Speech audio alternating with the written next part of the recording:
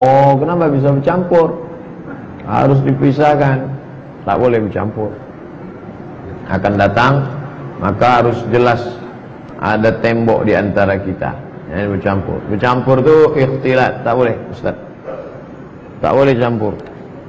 Akan datang campur. Satir hijab tinggi. Ada pula sebagian masjid dipasangnya hijab sampai ke pinggang aja, tak nampak muka. Harus tutup. Tak boleh campur. Akan datangnya lagi. Kita siap-siap. Mungkin pengurus merasa tak banyak ini. Dia tak tahu bahwa Ustaz ini makin mau dibunuh makin banyak.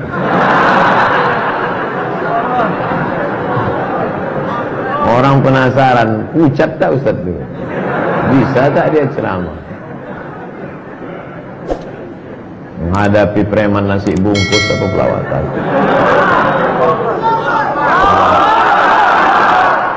Ustaz Abdul Somad, dia semua dilindungi Allah SWT dan selalu. Ustaz, saya mau bertanya, kalau saya selalu rajin mengikuti pengajian UAS kemanapun, apakah itu mengurangi tentang jawabnya kepada keluarga, mengurangi tanggung jawab pada keluarga?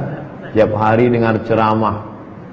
Sekarang ini yang jadi masalah, yang selalu masuk WhatsApp, ibu-ibu mengadu suaminya cemberut karena istrinya dengar ceramah. Istri pula mengadu karena suaminya. Sebaliknya pula suami mengadu. Sampai suaminya pulang, dengarnya suara saya di kamar, apa kata dia? Jangan lagi ada Ustaz Somad di antara kita. Maka sesuaikanlah. Janganlah pula mendengar ceramah dari pagi sampai petang hingga sambal belacan pun tak ada. Sesuaikanlah. Ada waktu-waktunya dengar ceramah. Karena usaha saya enggak saya lagi yang jaga, ada karyawan. Ini sudah ada karyawan menjaga. Ibu-ibu pula tak bisa, sudah ada yang memasak Pak Ustaz. Tentu masakan ibu lain rasa bapak. Jadi pandai-pandailah mengatur. Sesuaikan dengan keadaan. Jangan sampai meninggalkan kewajiban. Menuntut ilmu ada masanya. Menuntut ilmu tidak hanya ceramah. Saya ikhwan yang baru hijrah, setelah mendengar kajian Ustadz di YouTube membahas tentang makanan haram masuk ke dalam tubuh akan dibakar dengan api neraka. Begini Pak Ustadz, sebelumnya saya pernah kerja di sebuah toko roti terbesar. Yang setelah itu saya pindah ke toko roti yang menjadi saingan tempat kerja sebelumnya. Adapun posisi saya tempati di tempat kerja sebagai orang ngontrol bahan produk diolah dalam pembuatan roti tempat tersebut selama 5 tahun. Begitu banyak bahan baku di toko roti ini tak halal. Untung saya tak pernah beli. Selalu dikasih orang aja. Tapi tak saya makan. Namun toko roti ini mendapatkan label halal. Iya, karena yang dikasih label kan sampel aja. Mana sampel? Ini cop dah habis tu. Mana orang nengok lagi? Habis dah kena tipu. Tak apa-apa tepung cacing lah entah apa. Setiap ada sidak pemerintah, atasan saya selalu menyuruh saya dan rekan-rekan menyembunyikan produk yang tak halal itu. Oh, jahatnya. Patutlah otak kita kesetanan aja. Asik makan-makan haram ni. Apa yang terjadi? Pertanyaan saya, halalkah rezeki yang saya dapatkan dari situ? Sedangkan saat ini mencari pekerjaan sangat susah. Carilah yang halal. Sementara dapat yang halal tu, makan aja yang haram tu dulu. Anggap makan babi. Cari selama sebulan ni jamaah. Inilah maunya kita, jangan cuma ngaji saja, tapi ada daftar. Bapak Fulan, pekerjaan sini, perlu karyawan sekian orang. Jadi kita semacam biro juga. Bukan biro jodoh. Biro. Jadi di sudut sana ada anak muda yang mau hijrah meninggalkan pekerjaan syubhat. Di sudut sini ada bisnismen yang mencari karyawan. Ketemunya di mana? Di masjid. Di sudut sini ada anak muda yang baru hijrah. Di sudut sini ada. Jadi ketemu. Sekarang kan tidak. Ngaji. Kenal kau sama saya? Enggak. La salam wala kalam. Tak ada ngobrol. Kadang lebih solid pula pemain gaplek lagi dari pengajian. Bagaimana saya nanti di akhirat minta maaf Pak Ustaz? Oh, minta maaf lah ke semua yang makan roti sepekan baru. Buat aja video pendek. Kepada seluruh yang makan roti saya mohon maaf. Saya tak bisa datang ke satu-satu. Kalian tontonlah ini. Dulu ku buatkan ini, campurannya ini. Buat. Kalau takut wajahnya nampak, di blur kan, suaranya buat suara. Saya campur dengan apa? Kan ada tuh. Nanti saya buatkan. Buat minta maaf kepada seluruh umat Islam biar sadar. Solusinya mana? Belanjalah ke roti Muslim. Oh, roti Muslim. Ustaz Somad, ini roti kami ini di Jalan Dirgantara. Dirgantara, depan kantor Pak Jenderal Edinatar Nasution, masuk dalam ada Bintara, Dirgantara sana, Bintara, dan Bintara. Ini Pak Ustaz, roti kami ini telur ayamnya dicuci dulu. Telur ayamnya dicuci karena telur ayam tuh kulitnya kan najis karena keluar dari lubang ciri ayam. Maka dibasuh orang itu dulu. Jangan sampai enggak. Ini tangan satu, ambil telur ayam, tok. Itu yang megang najis, itu juga yang membuat adonan. Patutlah sedap. Maka telur ini cuci dulu Pak Ustaz. Makan, jaga makanan baik-baik. Harus bagaimana saya ke depannya Pak Ustaz? Cari kerjaan yang baik, habis itu taubat. Minta ampun kepada Allah. Mudah-mudahan Allah mengampunkan dosa silap salahmu saudara. Amin. Saya pun banyak silap salah. Kan tak ada silap salah. Manusia tak lepas dari silap salah. Ustaz, apakah benar tak ada yang namanya bid'ah hasanah? Idza wafaqa sunnah fa bid'atu huda. Kalau perbuatan itu baik, sesuai dengan sunnah, masih dipayungi dalil hukum syar'i, maka dia disebut huda, baik. Idza khalafa sunnah, kalau bertentangan dengan hadis, bertentangan dengan Quran, maka bid'atun mazmumah. Itu Imam Syafi'i yang bagi. Saya lebih percaya Imam Syafi'i. Kalau ada yang mengatakan tak bisa dibagi, saya lebih ikut Imam Syafi'i. Imam Syafi'i itu alim, nasirus sunnah, di kepala dia semua. Bagaimana pendapat Ustaz tentang jamaah tabligh dakwah dari pintu ke pintu? Jamaah tabligh lah yang mengajak orang ke masjid. Abdul Somad menceramahi orang dalam masjid. Udah duduk orang dalam masjid, baru datang Abdul Somad.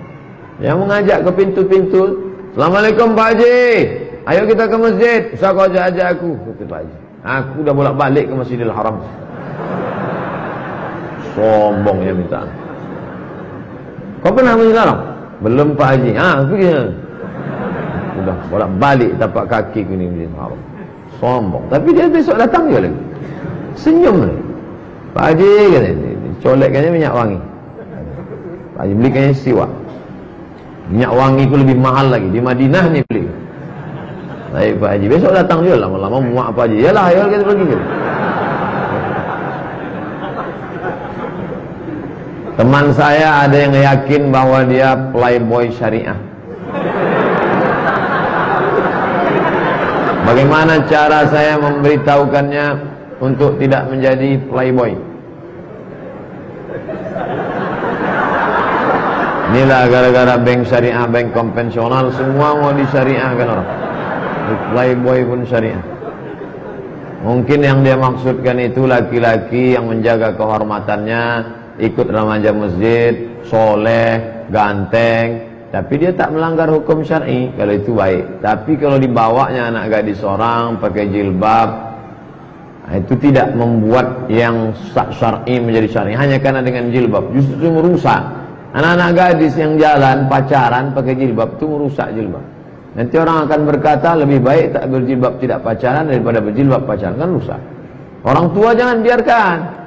Jangan biarkan anak kita pergi ya mah ya, kau pakai jilbab silakanlah pacaran. Itu merusak. Orang tua ini yang menjerumuskan anak. Naudzubillah. Saya mau bertanya Pak Ustaz, apakah benar jika memajang foto anak akan menyebabkan anak kita kena penyakit ain? Dan apa itu penyakit ain? Al-ainu haq. Ain itu hak. Jadi kemarin waktu di Bangka Belitung, jumpa di ruang tunggu dengan Ustadz Yusuf Mansur. Jadi sahabat-sahabat muji, ini sedang viral loh sekarang Pak Ustadz. Jangan cuma itu, sebut Alhamdulillah. Jadi jangan disebut Alhamdulillah itu, maka ain itu bisa hilang. Orang berdagang megah mewah, lalu dia katakan, wah hebat sekarang. Itu bisa ain, bisa hilang dia. Ain berasal dari kata mata, karena awalnya mata melihat, lalu muncullah hasad dan lain sebagainya. Maka ucapkan Alhamdulillah, pujian kepada Allah, salah satu cara mendekatkan diri kepada Allah Subhanahu wa ta'ala. Cantik anaknya, lucu ya, Alhamdulillah. Alhamdulillah. Istrinya solehah ya, Alhamdulillah. Istri siapa tuh? Istri kawan saya. Istri kawan. Saya ada bisnis dengan teman, menanam modal ratusan juta yang berakhir pada 2 tahun. Pada kenyataannya setelah itu lewat 2 tahun, bahkan saya tak minta fee karena takut riba. Ketika saya nagih, saya malah diminta ikhlas agar rumah dia bisa terjual untuk bayar hutang. Sekarang dia menjadi lebih islami. Pertanyaan saya, ada tak doa agar kawan itu bisa cepat bayar hutang? Bagaimana adab menagih hutang dalam Islam? Ini dari awal sudah salah setting. Saya seakrab apapun kawan, akrab. Saya kasih tahu di awal, kau jangan tersinggung ya. Aku bukan tak percaya, tapi kita menjalankan firman Allah. Pak, bapak jangan tak percaya sama saya. Ambil kertas. Tak ada kertas Pak Ustaz. Apa yang ada di situ? Kotak-kotak sobek tak apa. Saya akan bayarkan nanti pada tanggal sekian. Nanti sampai masanya kita datang bawa. Friend, ya, akhi, ya, ini tanggal. Fa in kana dzu usratin, kalau dia dalam kesusahan, fa nadhiratun ila maisarah, tunggu sampai dia lapang. Aku sedang susah nih. Kau lapangnya kapan? Aku lapang insyaallah 1 Januari 2018. Oke? Tanggal 20 datang. Tapi yang paling bagus adalah wa anta saddaqu khairul lakum. Kalau kau sedekahkan, itu lebih baik. Datang tak bisa? Karena kau tak bisa, aku sedekahkan aja. Lebih baik. Tapi yang menghafal ayat ini, kita yang mengasih pinjaman. Sekarang kan yang menghafal yang minjam.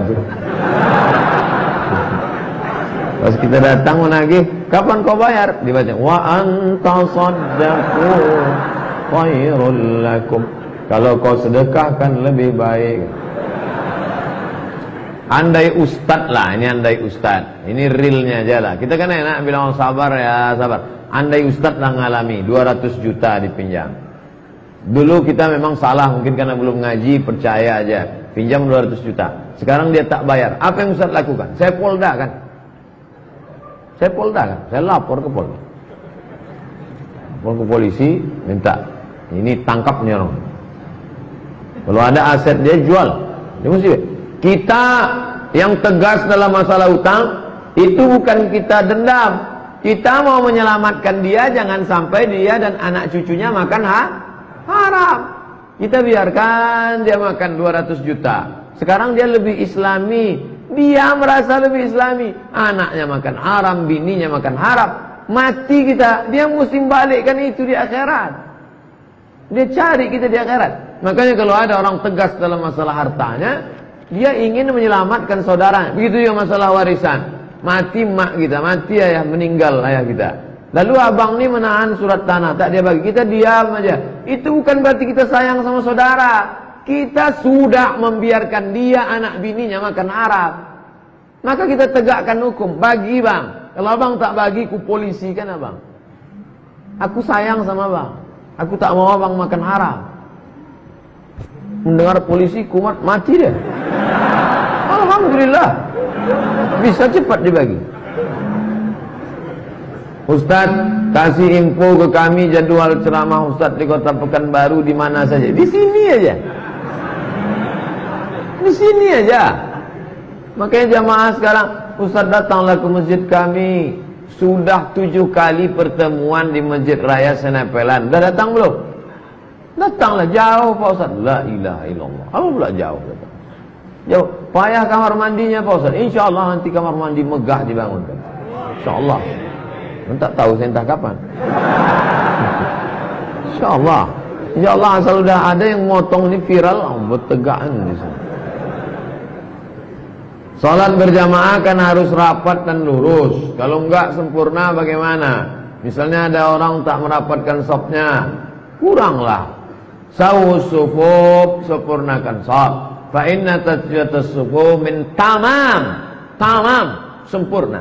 Tak sempurna. Kita ni mau sempurna. Anak-anak lajang ni kalau mau nikah, mau mencari perempuan sempurna. Setelah nikah mau dapat anak-anak sempurna. Setelah itu ingin punya menantu sempurna. Habis itu punya cucu sempurna. Punya keluarga, sakinah, mawaddah sempurna. Tapi giliran salat, tak usah sempurna-sempurna betul. Asal salat aja jadilah. Ini kan orang tak fair, tak seimbang antara dunia dan akhirat.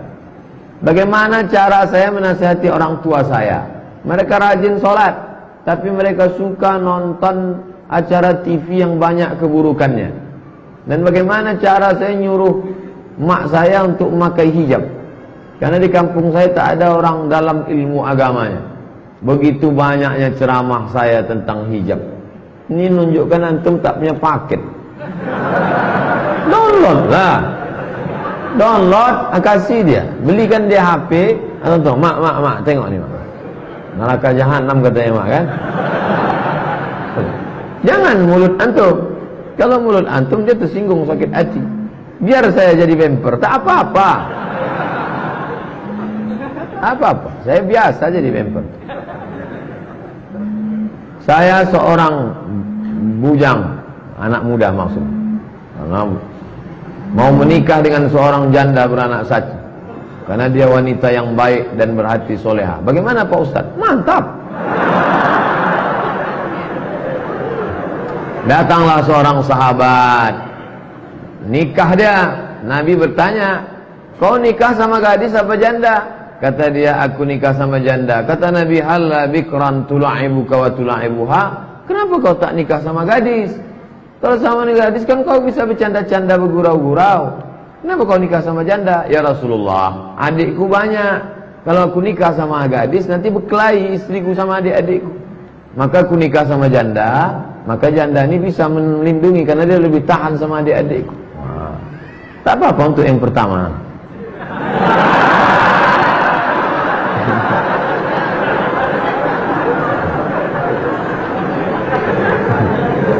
Ustaz, kawan saya berhutang uang dengan saya. Saya tagih selalu, dibilangnya belum ada. Dan hutang itu sudah lama Ustaz, hampir 4 tahun. Mereka berhutang, saya sampai malu menagihnya. Gimana Pak? Sedekahkan aja.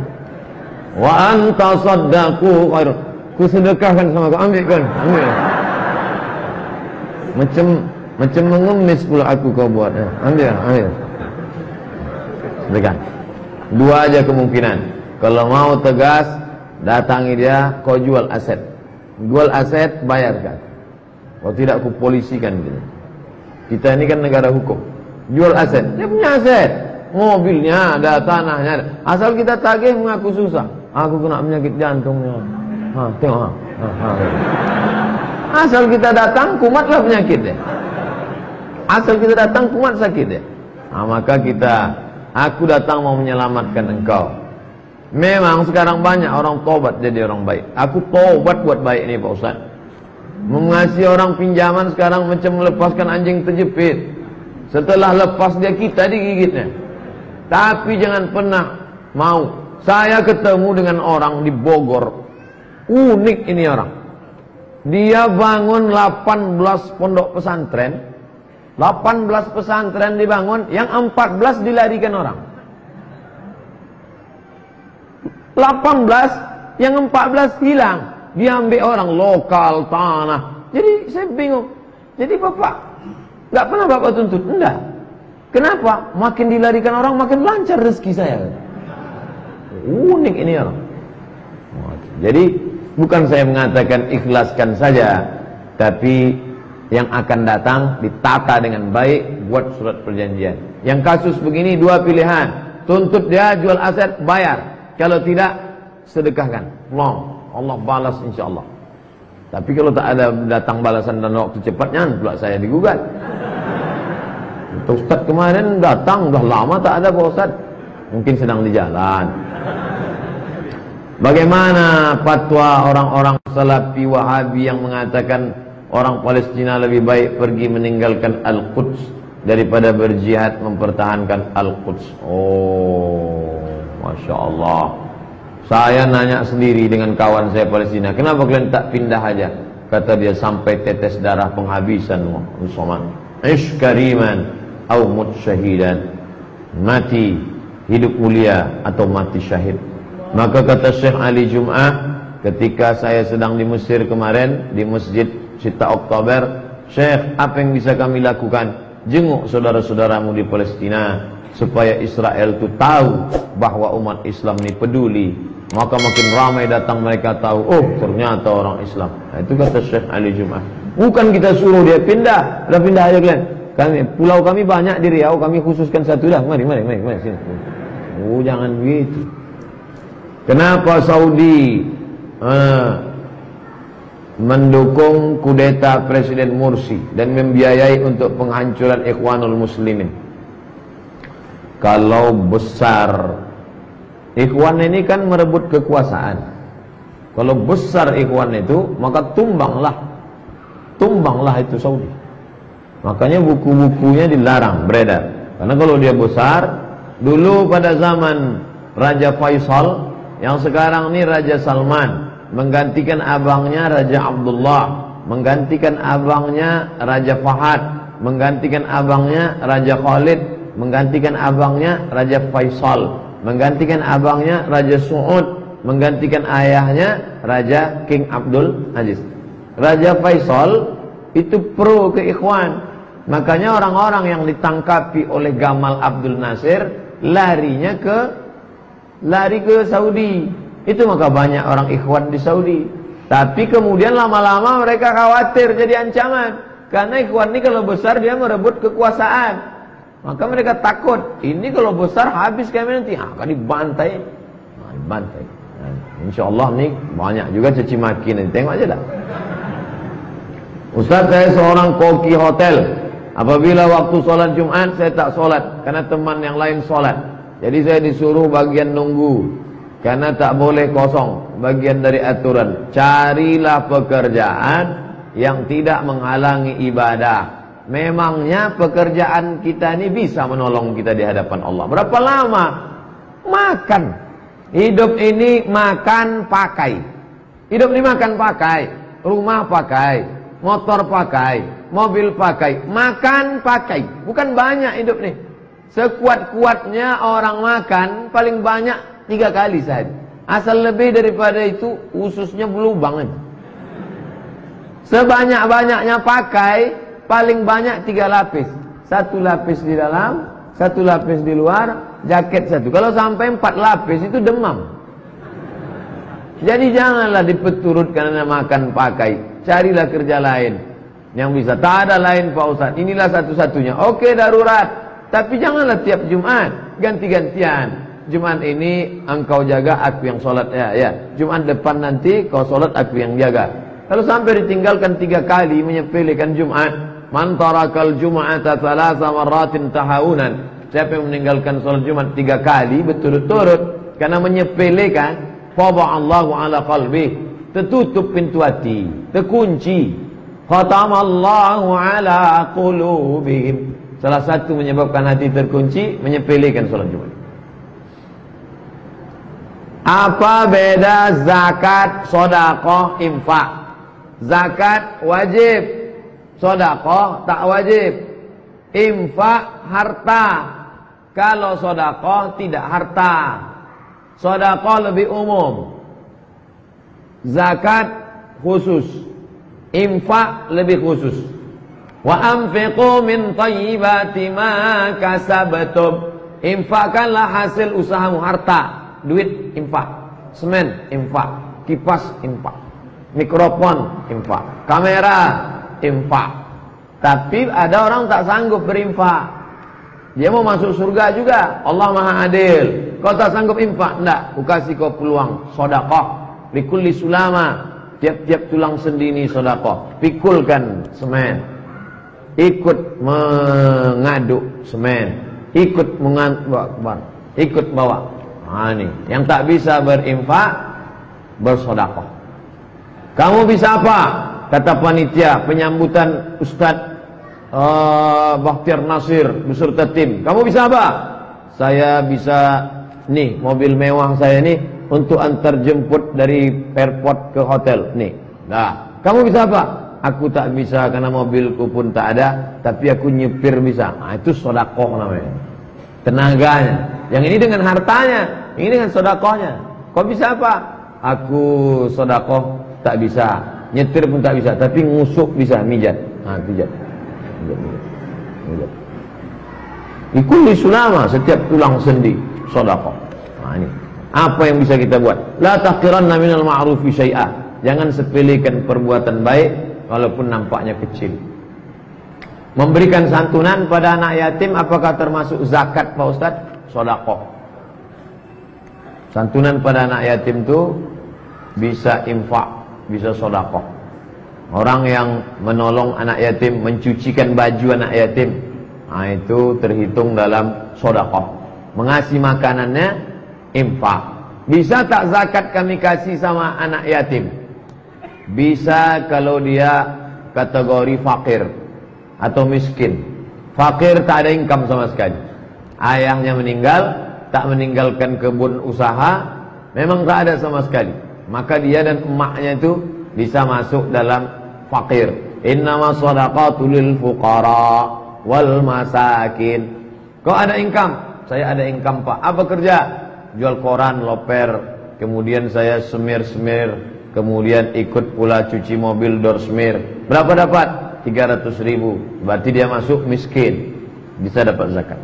Tapi menurut saya sebaiknya lebih baik dia dikasih sedekah saja, kasih infak saja. Adapun zakat kasihkan ke fakir miskin. Jangan sampai tak merata.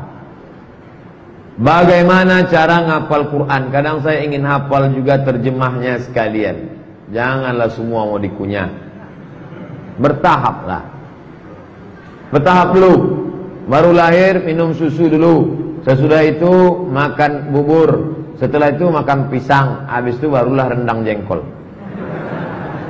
Jangan begitu lahir mau semua pula mau di. Walaupun semangat belajar ini luar biasa. Ngapal dulu. Habis itu pahami kosakatanya baik. Tajwid dulu. Tuh apa hafal tajwid tak betul. Salah baca. Liburan sekolah kali ini saya rencana ngambil program tahfiz Quran 1 pekan 5 juz di Kuningan, Jawa Barat. Niat saya agar saya bisa memberikan mahkota kepada orang tua, agar bisa bertawassul dengan hafalan saya, agar Allah memudahkan segala urusan saya. Mantap anak-anak sekarang. Betua ibu punya anak macam ini. Apakah niat saya ini betul, Pak Ustaz? Betul. Saya takut niat saya melenceng, tak membelok pun tidak. Sekalian mohon doanya Pak Ustaz. Mudah-mudahan anak cucu kita macam ini. Dia ingin orang tuanya dapat mahkota tajum minan nur. Yang ibu-ibu, bapak yang anaknya hafal Quran, di akhirat nanti dapat mahkota dari nur, dari cahaya. Tak dapat mahkota dari cahaya, mahkota dari Masjid An-Nur menjadilah. Yang mau saya tanya, bagaimana sikap kita kepada orang tua tiri? Entah itu ibu atau bapak tiri. Apakah jika berselisih dengan orang tua tiri kita termasuk anak yang durhaka? Bisakah kita disebut anak durhaka kepada orang tua tiri? Ya. Setelah ibu kita meninggal, dialah yang merawat ayah kita itu. Setelah ayah kita tak ada, dialah tempat berbagi suka duka keluarga. Maka selama dia dalam koridor Quran dan Sunnah, baik dia adalah orang tua kita. Ada yang tak cocok, tabayun, klarifikasi. Sedangkan orang lain lagi kita tak boleh cakap kasar, apalagi dia yang sudah menjadi bagian dari keluarga. Dulu saya sering menggibah orang, Pak Ustaz. Bagaimana saya menebus kesalahan jika orang yang saya gibah sudah tak tahu atau lupa? Banyak-banyak istighfar, sambung silaturahim. Tak perlu antum ceritakan. Mohon maaf ya, dulu aku sebelum hijrah nih banyak betul ngejek-ngejek, tak usah. Salam aja, dah. Yang perlu dibalikkan itu kalau terkait materi, duit, itu perlu. Sempadan tanah pernah tergeser 5 cm, yang balikkan dulu. Adapun masalah cerita aib dia, sambung silaturahim, ukhuwah Islamiyah, hubungan baik, cukup. Doakan Ustaz, semoga saya dan kita semua hadir nih pribadi yang lebih baik. Amin. Doa juga Ustaz ingin menikah di tahun 2018, mohon doanya agar dipermudah. Bulannya harus jelas juga. 2018 panjang tuh. Ya kalau di awal, kok di ujung? Pak Ustaz, hukum bekerja di bank konvensional riba. Bagaimana dengan pegawai yang bekerja di bank negara yang dikelola BUMN? Karena diketahui pendapatan dari bank tersebut dimasukkan ke kas dan negara menggaji mereka melalui BUMN dari bank negara tersebut, Pak Ustaz. Ada yang langsung, ada yang tak langsung. Maka yang langsung itu yang 4. La'anallahu akilar riba, makan riba. Wa mukilahu, yang dikasih makan riba. Wa katibahu, wa syahidaihi, 2 saksi. Adapun bapak yang jual nasi di rumah makan, datang pegawai bank mau beli nasi. Pak, beli nasi 2 bungkus. Jangan, duit riba kami tak terima. Bapak jual semen, toko bangunan. Pak, kami mau beli semen 5 sak. Ini duit riba apa duit halal? Itu tak langsung. Maka yang tak langsung tidak masuk dalam kategori riba. Pak Ustaz, kenapa zaman sekarang perempuan lebih tertarik dengan laki-laki ganteng kaya daripada laki-laki beriman, Pak Ustaz? Ini bukan sejak zaman sekarang, dari zaman dulu dah memang begitu. Dari dulu, antum aja tak tahu. Memang begitulah dunia ini. Dari dulu memang orang maunya yang ganteng, yang kaya, yang banyak. Kalau datang laki-laki miskin susah, adinda, sudikah kau menerima pinanganku? Hanya khas kain sehelai di badan, tidur pun beralas koran. Cari aja yang lain bang. Mana mau dia? Siapa yang mau susah? Tak ada orang mau hidup susah. Pak Ustaz, tolong jelaskan pentingnya negeri Syam, Palestina bagi umat Islam, agar para jamaah lebih bisa merasakan apa yang dirasakan saudara-saudara kita. Antum selama ini kemana aja?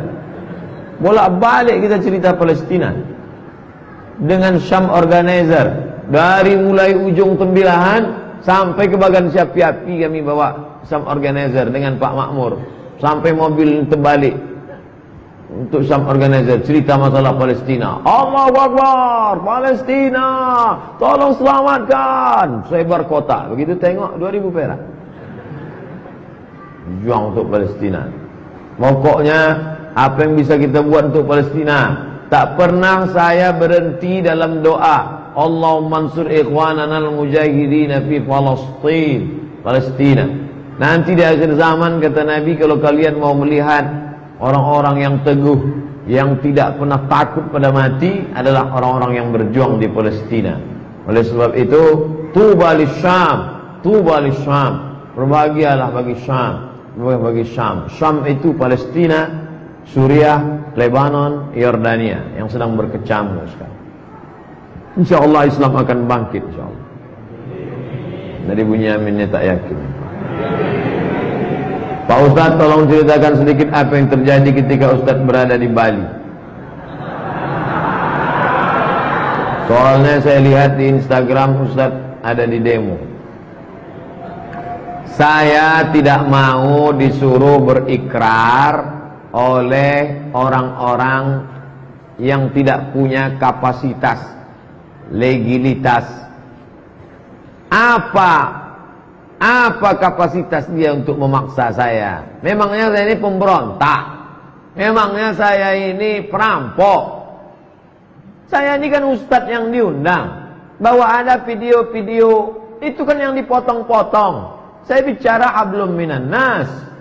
Bicara tentang ukhuwah wataniyah, sama-sama kebangsaan. Tak pernah, belum pernah di Pekanbaru ini dari kalangan HKBP, Santa Maria, Konghucu mengkomplain. Belum pernah loh. Udah 2008 saya pulang, 2017 belum pernah. oleh 9 tahun. Oleh sebab itu lalu diminta saya, mana saya mau? Saya tak mau. Saya mau pulang. Saya mau pulang. Siapkan tiket Ustaz Dayat. Siap tiket. Malam itu sudah siap tiket. Tapi ternyata di Masjid An-Nur juga namanya, 5.000 orang sudah siap. Ini Ustaz Somad, kalau turun yang 5.000, ini habis ini yang dikeliling hotel ini, rata ini semua, bersimbah darah. Dan kalau sudah terjadi ini, maka akan mengamuk pula yang lebih besar. Kalau ini habis ini semua. Maka Ustaz, oleh sebab itu, iyalah menyanyikan Indonesia Raya. Menyanyikan Indonesia Raya. Saya SD dulu memang itu kerja saya. Indonesia Raya merdeka, itu kerja. Bukan saya nih pemberontak. Ini orang tak paham. Masalah mencium bendera. Raja Salman, coba cari, tulis di situ. Salman yuqabbil alam. Raja Salman mencium bendera. Bendera Saudi itu dicium. Bukan kita mengagungkan, mengatakan itu Tuhan, enggak. Sama macam orang mencium Quran, orang mencium rasa. Oke. Lalu kemudian bukan berarti saya mengatakan saya mau diperintah ditunjuk-tunjuk orang. Ini kalau tidak nanti sudah siap pulang. Jalan untuk pulang sudah ada, ke airport sudah. Nah, jadi jangan difitnah Somad ceramah karena sudah macam-macam bla bla bla. Ini fitnah-fitnah luar biasa.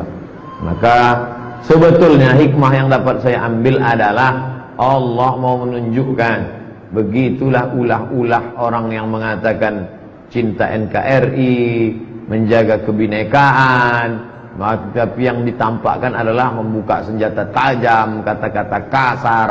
Akhirnya itu yang viral menjadi. Sekarang malah kita pusing untuk menenangkannya pula. Bagaimana menenangkan kaum muslimin supaya ini saudara kita, jangan sampai menghancurkan pura, jangan sampai menganiaya orang Hindu. Mereka ini tak sama semua. Raja Hindu Bali, yang orang Bali yang ke-11 itu pun datang untuk menunjukkan bahwa ini bukan golongan kami, Pak Ustaz. Dulu kami bahkan berwakaf tanah nih. Orang Bali berwakaf tanah itu untuk masjid. Bahkan ada di antara mereka yang TPA, Taman Pendidikan Qur'annya, wakaf, bukan wakaf namanya, apa lagi, hadiah dari Hindu Bali. Hubungan mereka baik. Jadi ada komunitas Hindu, ada komunitas Muslim. Nah, ada person-person terkait masalah politik, terkait masalah nasi bungkus, terkait masalah preman. Yang orang Hindu Bali sendiri pun tak suka. Mereka ini hanya memalak kami, ngutip duit tak tentu arah, keamanan. Itu ada dalam komen-komen mereka.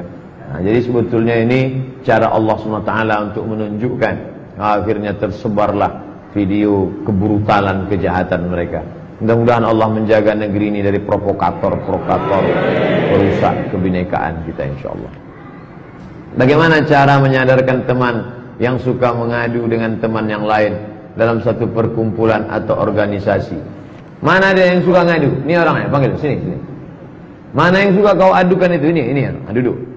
Ini klarifikasi. Tabayyun namanya. In ja'akum fasiqun binaba'in fatabayyanu. Ormas-ormas, lembaga-lembaga, partai-partai di zaman teknologi canggih, bisa telekonferen, bisa WhatsApp, bisa Twitter, bisa BBM, bisa datang ruang banyak. Kenapa mesti suka isu? Duduk, kenapa? Duduk sama. Kamu tak senang sama saya, kenapa? Karena video Ustadz yang kemarin bla bla. Bisa saya jelaskan semua. Semua pembicaraan saya ini bisa saya jelaskan, insyaallah. Yang tak bisa saya jelaskan bagaimana saya tidur, itu tak bisa saya jelaskan. Semua yang saya lakukan dalam keadaan sadar, itu bisa saya jelaskan. Apa alasannya? Ini ceramah tanggal sekian, kenapa ini yang disampaikan? Oh, ini alasannya. Ini kenapa Ustaz sombong sekali? Ini alasannya. Ada semua. Tapi klarifikasi. Jangan main fitnah-fitnah.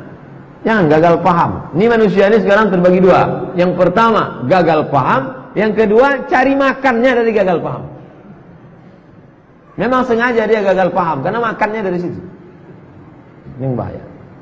Gagal paham saya Pak Ustaz. Memang susah kita memahami orang-orang mungkin. Itulah yang dapat saya sampaikan malam ini. Mudah-mudahan kita mendapatkan kebaikan.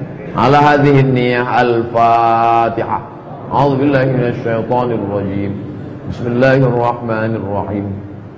Alhamdulillahi rabbil alamin arrahmanir rahim. Malik yaumiddin iyyaka na'budu wa iyyaka nasta'in.